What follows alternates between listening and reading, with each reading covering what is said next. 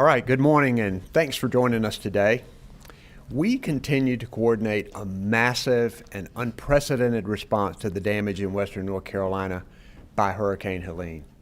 Federal, state, and local partners, along with our volunteers and private sector, have made significant progress in restoring power, water and cell service, opening roads, distributing critical supplies, and providing support to those who need it.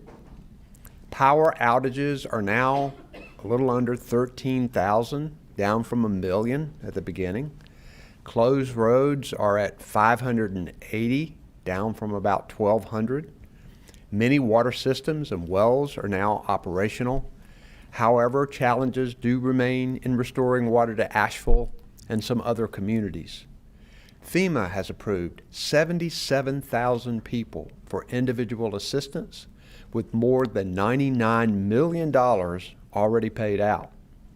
FEMA is paying for temporary stays for more than 1,900 people in hotels, and together we're working on more temporary housing.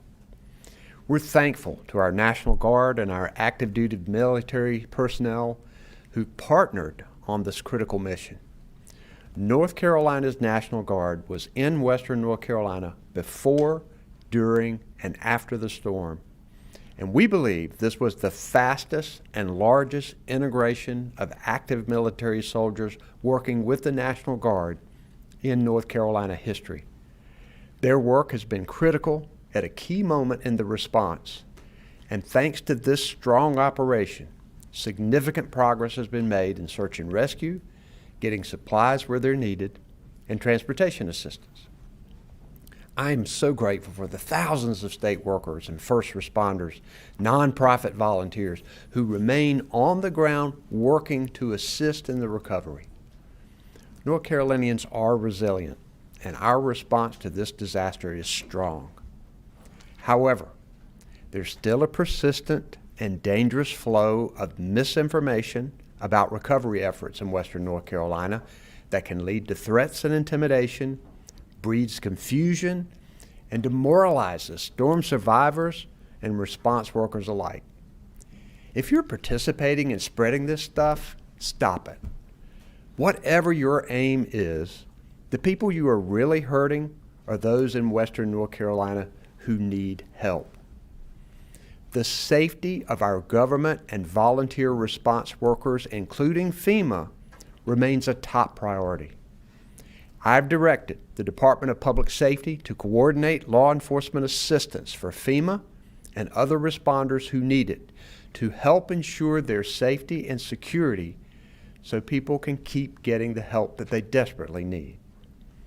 We also know that there are many people looking for ways to help. We've activated the North Carolina Disaster Relief Fund managed by the United Way of North Carolina. Donations to this fund go directly to organizations providing relief on the ground. For more information and to make a donation, you can visit nc.gov/donate. Work continues on repairing our damaged roads and bridges. Secretary Hopkins is going to give you an update on that progress. But some roads are closed because they're too damaged and dangerous to travel. There are other roads that still need to be reserved for essential traffic like utility vehicles, construction equipment, and supply trucks.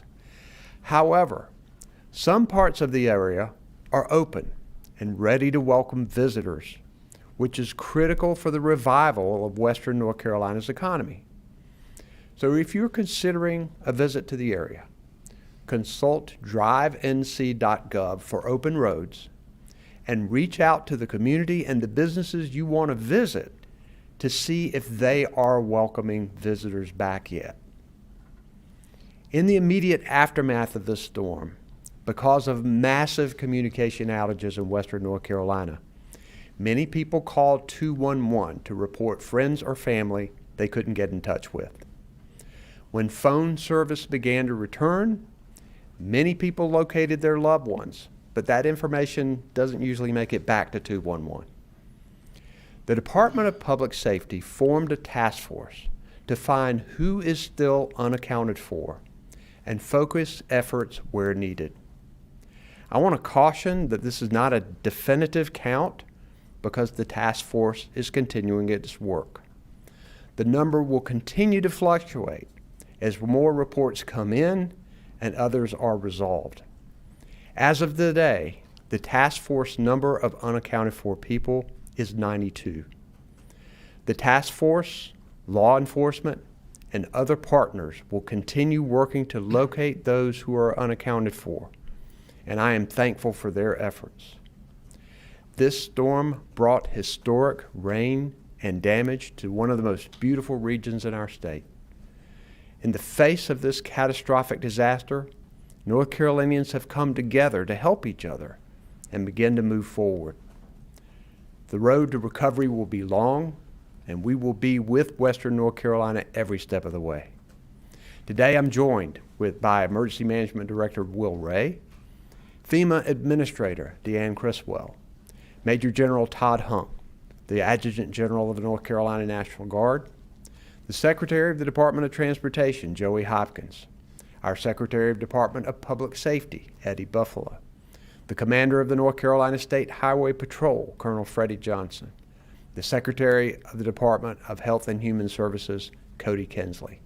Our sign language interpreters are Mark Lineberger and Nicole Fox, and behind the scenes, our Spanish language interpreters are Tamara Cabrera and Erica Kugler. We'll first hear from Emergency Management, Will Ray. Thank you, Governor Cooper, and good morning, everyone. The response and recovery efforts following Helene are ongoing across Western North Carolina. I want to extend my heartfelt gratitude to everyone that has responded to assist our state and to support our local communities during this challenging time. Over 1,500 responders from 38 states have responded to assist North Carolina in our response and recovery efforts. It's been inspiring to see the collaboration and support of partners from across the country converging on our state with one shared mission: to help Western North Carolina. Recovery efforts are continuing and increasing across the impacted area, with local, state, and federal resources deployed into the counties. Over 170,000 North Carolinians have applied for FEMA individual assistance, with nearly $100 million dispersed directly to survivors. Disaster recovery centers have begun operation in impacted counties, and more are coming online before week's end. 4,600 individuals are housed in hotels through FEMA's Transitional Housing Assistance Program. Disaster recovery centers provide critical in-person assistance for survivors that need resources to recover. Applicants can also check on their application status or seek answers to their questions at these locations. FEMA has over 1,200 personnel on the ground, with many distributing information in the impacted communities. As a reminder, FEMA personnel can be identified by their FEMA logo apparel and federal government identification. While many communities have begun the transition from response to recovery, there are still North Carolina fire personnel and trucks, state and federal search and rescue teams, emergency medical services assets, and disaster medical support deployed across the mountains. 14 county emergency operations centers remain activated, with 26 county states of emergency in place and 54 municipal states of emergency that remain in place. There are 13 shelters open, with over 500 residents being served, along with over 80 pets. Our mass feeding task force has 2 sites operational to assist in feeding operations in concert with local emergency management, including the operations of 45 mobile sites across 13 counties. There are approximately 11,000 hot meals being served every day because of their efforts. The North Carolina Department of Transportation has been hard at work, around the clock, to get roadways opened and passable. With a team of more than 2,100 personnel working on more than 6,000 damaged roadways, I want to say thank you for their determination and dedication as a key partner of the North Carolina State Emergency Response Team. Safe drinking water and functioning wastewater systems continues to be a priority in the impacted communities. There are 150 wastewater treatment plants in the impacted area that are now operating under normal processes. 43 facilities are partially operating, with some continuing to operate on backup power. I extend again my sincere thank you to NC Waterworn, to the United States Army Corps of Engineers, and our local partners for their work to assist our local facility operators with addressing problems and for quickly finding solutions. Telecommunications continues to improve across the mountains, with both cell and data service continuing to be restored daily. Our telecommunications partners report that 90% of coverage has been restored across the impacted area. Our law enforcement partners have played a critical role in the response and recovery efforts from Helene.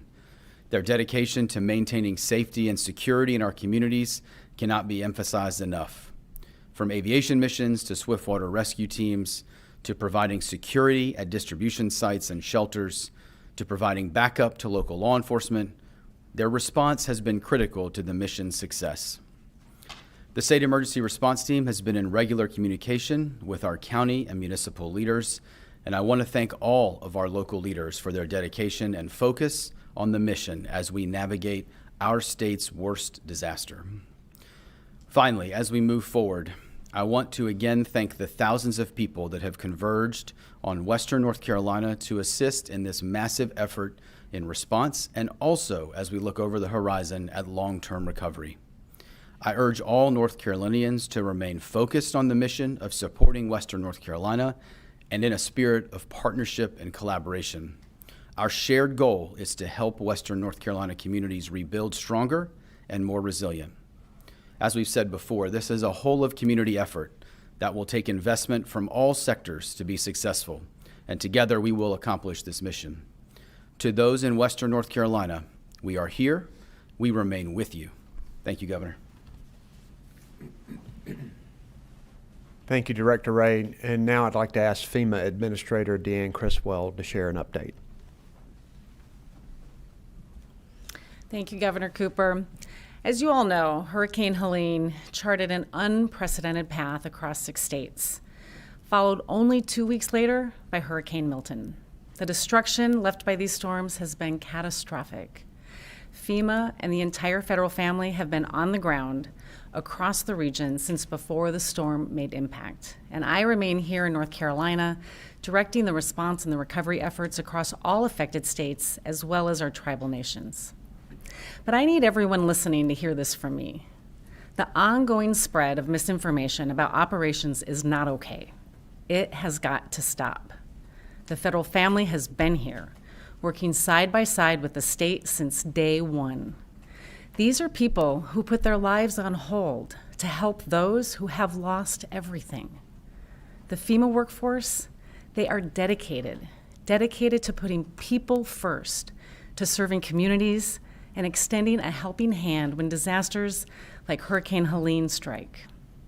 And frankly, it's heartbreaking to see words or acts of hatred toward anyone, let alone federal responders who are here to help people in this critical time. So let me be clear. I take these threats seriously, and the safety of these responders is and will remain a priority for me and my team. Now, over the weekend, out of an abundance of caution, we made operational changes to keep FEMA personnel safe. But none of the changes we made impacted ongoing search and rescue or other life safety operations. We started to resume canvassing operations yesterday, and I was in the field with them, going door to door. And our disaster survivor assistance teams will continue to go door to door in impacted communities. So let me be clear. We are not going anywhere. We have over 2,000 people from the federal family in North Carolina, and misinformation will not deter us from our mission of helping people, period. This is what we are here to do, and I want to set the story straight. I have personally been here for over 2 weeks now, and I can tell you that I have felt nothing but gratitude, compassion, and unity from all of the communities that I have met with, from Black Mountain to Collettsville, from Asheville to Canton.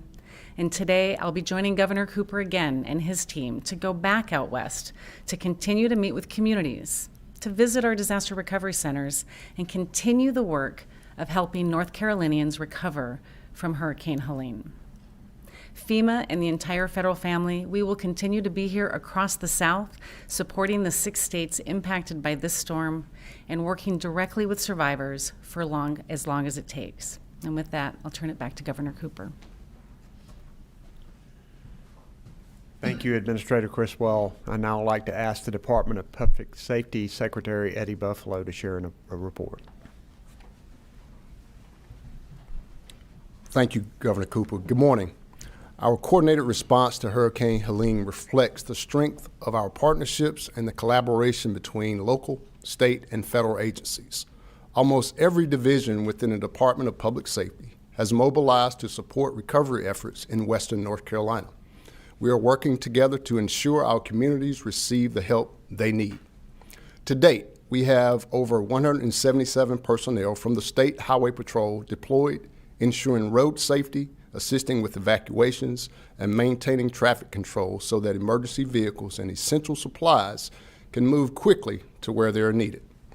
In addition, 37 agents from the North Carolina Alcohol Law Enforcement are on the ground, supporting local law enforcement and public safety, while our state Capitol Police provides 24-hour security at critical facilities.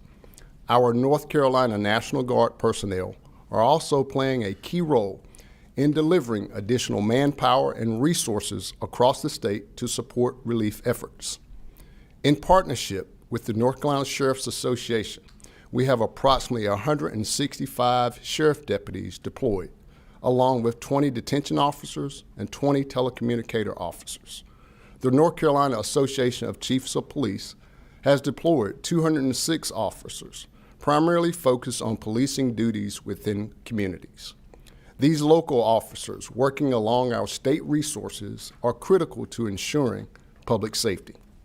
We've also received support through the Emergency Management Assistance Compact, known as EMAC, with 47 officers from Mississippi currently assisting in Asheville, as we have requested an additional 80 officers to take over site security operations. This joint effort between local, state, and out-of-state resources demonstrates our commitment to keeping North Carolina safe during this challenging time. Specialized teams continue to play a critical role in these efforts. Our swiftwater rescue personnel, deployed early in the response, have conducted over 200 rescue missions. Our drone teams, in collaboration with the North Carolina Department of Transportation, are conducting aerial damage assessments to help guide recovery efforts. Our aviation units include 4 aircraft deployed since the beginning of the response, have been essential to transporting supplies and conducting further damage assessments. Additionally, our Viper teams are on the ground working tirelessly to restore communication infrastructure, ensuring that all responders remain connected and operational. We have partnered closely with FEMA, whom support has been vital in ensuring our efforts as we continue to deliver the necessary resources to help people of Western North Carolina recover. While we make progress in this recovery, we are also aware of the spread of misinformation on social media, which has led to confusion in some of our communities. In times like these, it is critical that the public receives accurate and reliable information. We are working closely with local law enforcement to maintain a safe and secure environment for both our first responders and the storm survivors. The safety of everyone involved remains our top priority. As the situation continues to evolve, we will assess and adjust our deployments to meet the challenging needs of our communities. The resilience and the determination of all those involved, from law enforcement to volunteers to locals, have been truly inspiring. We remain steadfast in our commitment to supporting recovery efforts and ensuring the safety of all North Carolinians affected by this storm. Thank you, sir. Thank you, Secretary Buffalo. I'll now welcome Major General Todd Hunt, the Adjutant General of the North Carolina National Guard to share his report. Thank you, Governor, and good morning. First of all, again, I want to thank the soldiers and airmen of the North Carolina National Guard in active duty for their dedication and continued efforts as they continue to provide relief and support into Western North Carolina. Currently, the National Guard in active duty have approximately 3,300 personnel in the area, along with 1,200 vehicles that are again working throughout the region. As of today, we have delivered 5,000 tons of commodities, and we've flown almost 1,000 hours on both Army National Guard and active duty aircraft. Our delivery of commodities continues today. However, we are establishing and managing some warehouses for commodity distribution until the citizens and communities are able to take that operation over. We are still working alongside DOT to clear roads, and then currently we have removed almost 1,400 obstacles to make roadways safe. We are integrated with the Highway Patrol and the Department of Agriculture in joint efforts to provide relief where needed. We have touched every county in Western North Carolina to include 100 fire stations, actually a little more than 100 fire stations by our active duty partners, and have liaisons in each one of the counties to ensure our local needs and their local needs are met. And a perfect example of this collaboration with the locals is we currently had yesterday from Haywood County a request to clear 29 bus routes so that children can go back to school today. And that's a true testament of our partnership with the locals. As we continue to provide search efforts, commodity distributions such as blankets, coats, fuel, heaters, and other items in our warehouse management and support. Additionally, our engineering support with DOT is to provide hasty road improvements. This is enabling our citizens that might be cut off from a main road to gain access to a main road, and is making a huge difference within the region. We are beginning to see positive signs right now from response to recovery, and we hope this will continue as we know it will. And in closing, I want to thank the soldiers and airmen on duty and their families left behind. I am very proud of what the American soldier and airman is accomplishing, and they are making a positive difference within the community. Thank you, Governor. We're grateful to those soldiers and to their employers who allow these soldiers to take time off from their jobs to engage in active duty. Now I'd like to ask Transportation Secretary Joey Hopkins to share his report.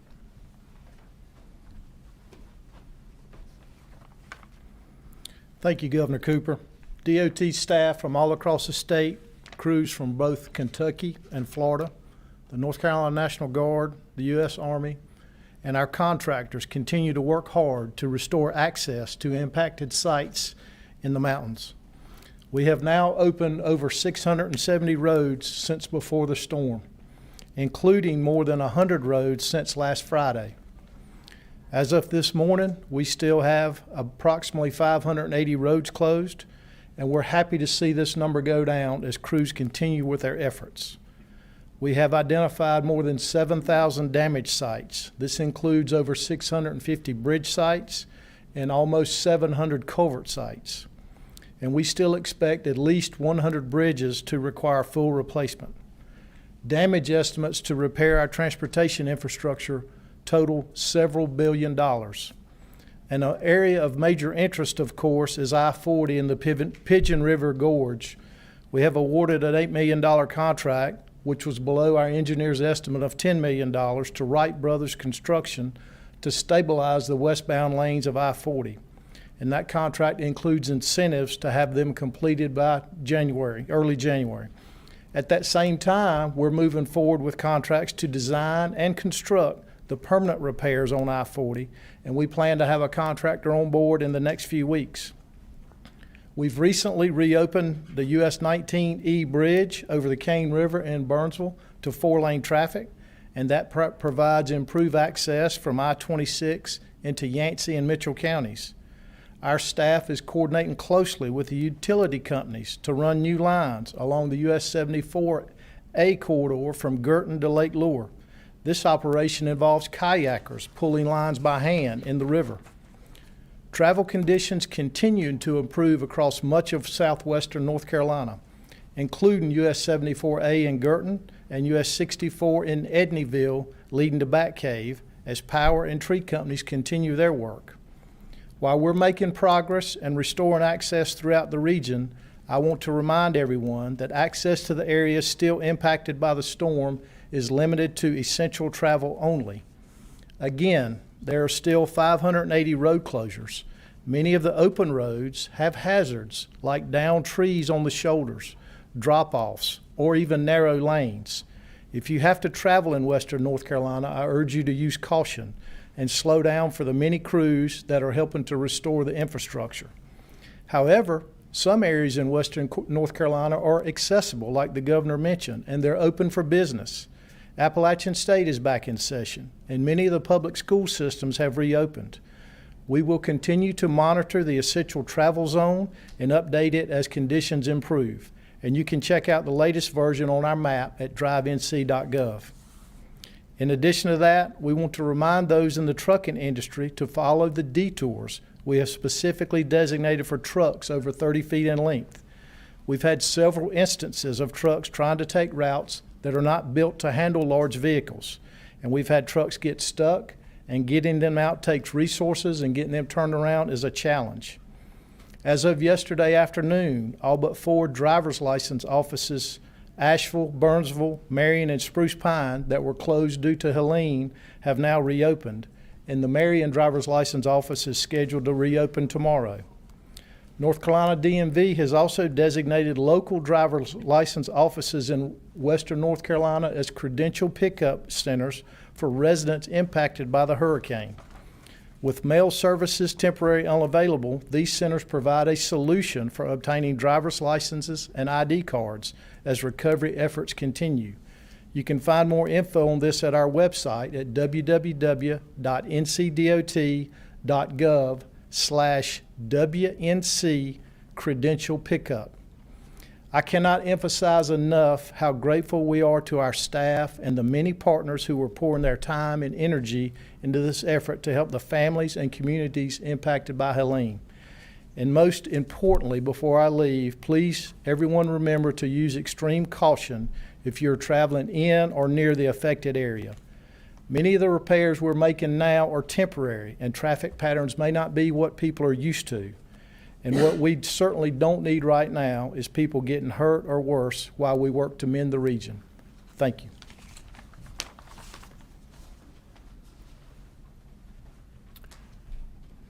Okay, are we going to have a report from you, Secretary Kinsley, today? Does that do it? Okay, we'll now take questions from the mic over here for anybody in the room, if anybody wants to ask any.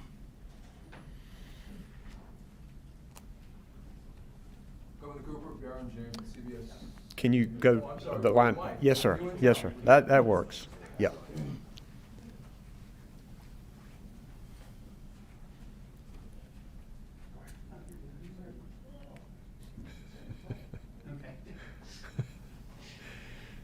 Hey, Governor. Thanks for taking the time and the questions. Had a follow-up from the last news conference on just the number of people who have died due to Hurricane Helene. Can you share how many died directly from the impact that the weather had directly on them versus reports of people who maybe lacked basic necessities or food or water who may have passed away due to that? Secretary Kinsley, our Department of Health and Human Services Secretary, to answer that question. Thank you, Governor. As of this morning, we have 95 confirmed fatalities from the impacts of the storm. The vast majority of these were directly related to flooding leading to landslides, blunt force, flooded cars, etc. We are still going through the detailed review of death records on other specific causes and elements, and happy to follow up with you offline on that. And then I had one for FEMA administrator. You had talked about issue of misinformation and that prompting changes to how things have been operating operationally, is there any ongoing threat or any ongoing operational challenges? It sounded like you were alluding to what happened in Rutherford County as past tense. Yeah, so what happened on Saturday is I received information that I felt was important enough for me to pull part of our services out, the canvassing, door-to-door canvassing out of the field. But the rest of our operation maintained. We still had people at fixed facilities.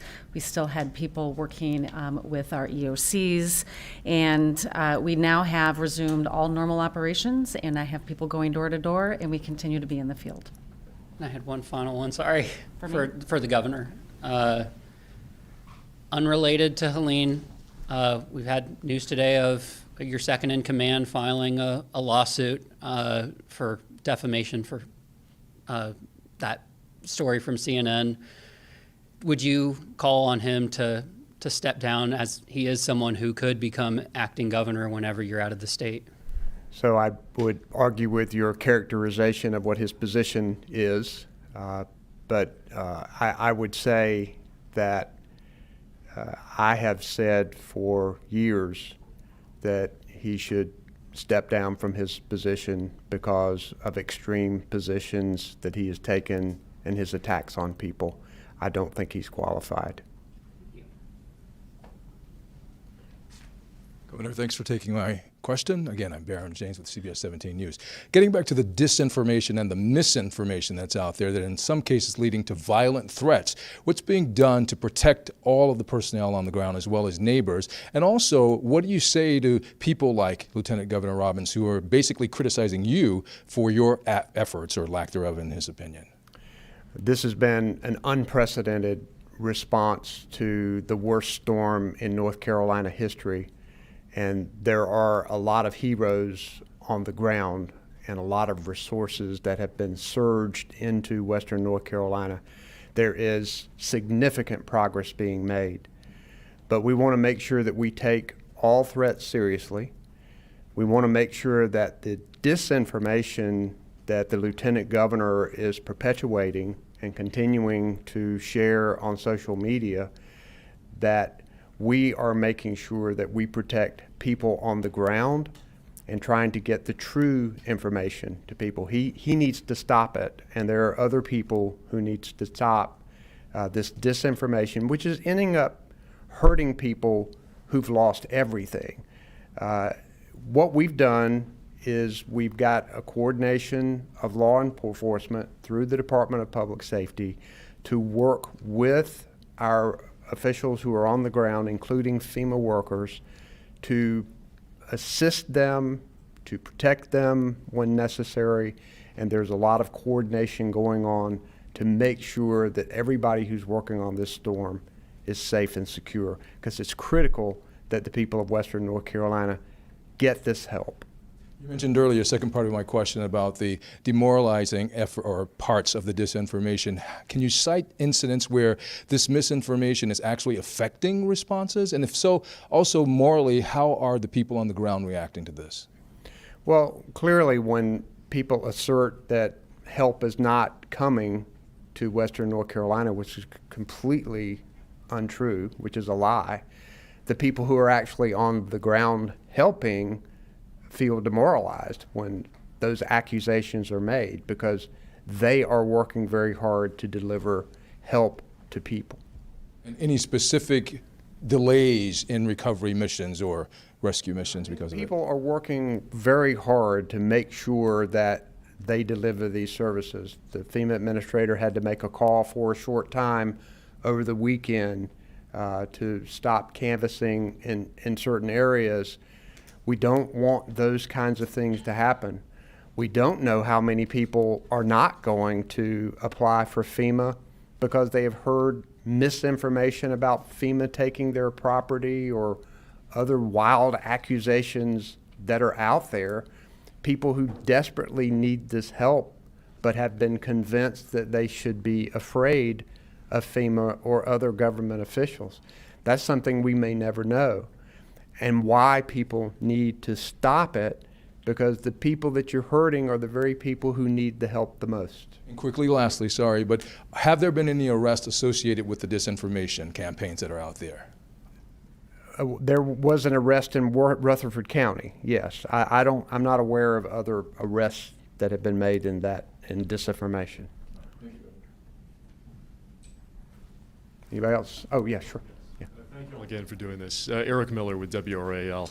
Following up briefly there, you said you're not aware of any other arrests. Governor, are you aware of any other threats at this point that have impacted either state operations or FEMA operations during this recovery? I'm not aware of specific threats at this point. There's general conversation and disinformation on the internet, but we take every credible threat seriously, and we also understand that just because of the environment that it has created, we have made sure that our Department of Public Safety has law enforcement available to provide assistance and protection to government workers and to those who are volunteering on the ground to make sure people are safe.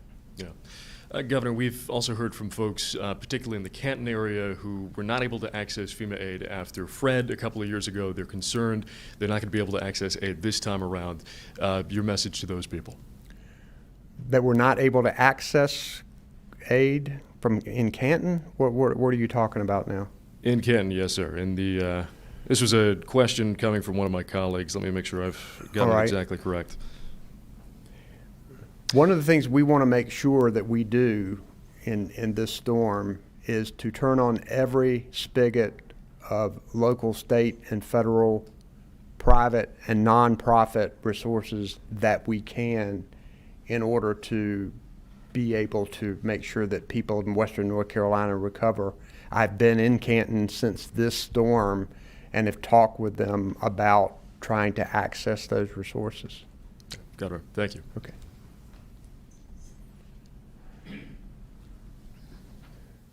Governor Cooper, Adam Ryder from the News and Observer. I think one thing I have questions about is it's getting cold here. It's getting really cold in the mountains.